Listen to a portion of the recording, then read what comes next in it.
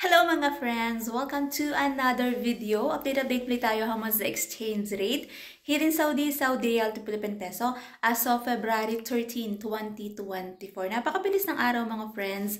And para sa mga kababayan natin dyan na nag-aabang kung magkano ang ating update exchange rate at nais magpadala ng pera sa Pilipinas, syempre mga friends, through STC pa rin po ito. Magkakaiba po ang palitan ng bawat bangko pero konti lang naman ang difference noon.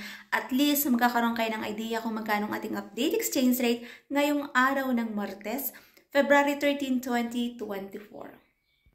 Update natin as of February 13, 2024, 1 real equivalent ng 14.82 pesos. So mataas pa rin mga friends ang ating exchange rate.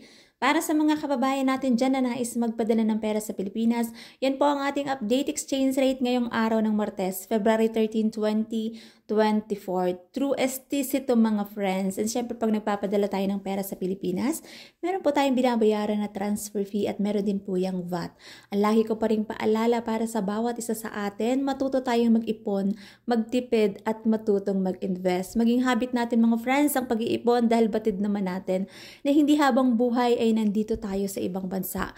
At alam din naman natin na mahirap ang buhay dito.